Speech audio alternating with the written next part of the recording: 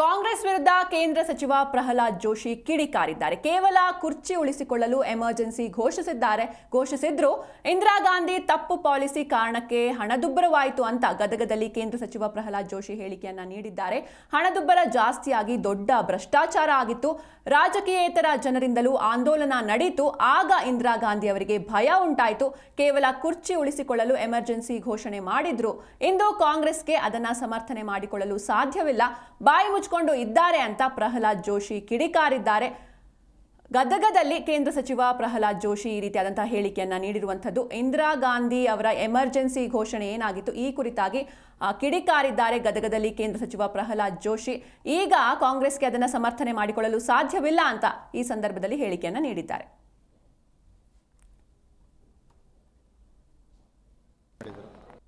ದೇಶದಲ್ಲಿ ನಡೆದಂಥ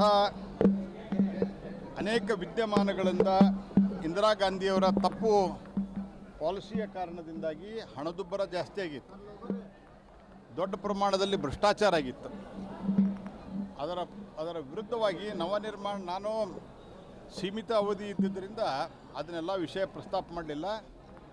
ನವನಿರ್ಮಾಣ ವೇದಿಕೆಯ ಹೆಸರಿನಲ್ಲಿ ಅವತ್ತು ವಿದ್ಯಾರ್ಥಿಗಳು ಯಾವುದೇ ಪಾರ್ಟಿಗೆ ಯಾಕಂದರೆ BJP ಆಗಲಿ ಅಥವಾ ಅವತ್ತಿನ ಜನಸಂಘ ಆಗಲಿ ಇಡೀ ದೇಶದಲ್ಲಿ ಇಷ್ಟು ಸ್ಟ್ರಾಂಗ್ ಇರಲಿಲ್ಲ. ಹೀಗಾಗಿ ಅಪೊಲಿಟಿಕಲ್ ಆಗಿ ರಾಜಕೀಯೇತರ ವ್ಯಕ್ತಿಗಳು ಆಂದೋಲನವನ್ನು ನಡೆಸಿ ಇಂದಿರಾ ಗಾಂಧಿಯವರಿಗೆ ಭಯ ಉಂಟಾಯಿತು ಮತ್ತು ಕೇವಲ ತಮ್ಮ ಕುರ್ಚಿ ಉಳಿಸಿಕೊಳ್ಳಿಕ್ಕೆ ಅವರು ಎಮರ್ಜೆನ್ಸಿಯನ್ನು ಘೋಷಣೆ ಮಾಡಿದರು. ಅದು ಹೊರತುಪಡಿಸಿ ಅದರ ಸಮರ್ಥನೆಗೆ ಯಾವುದೂ ಕಾರಣ ಇರಲಿಲ್ಲ.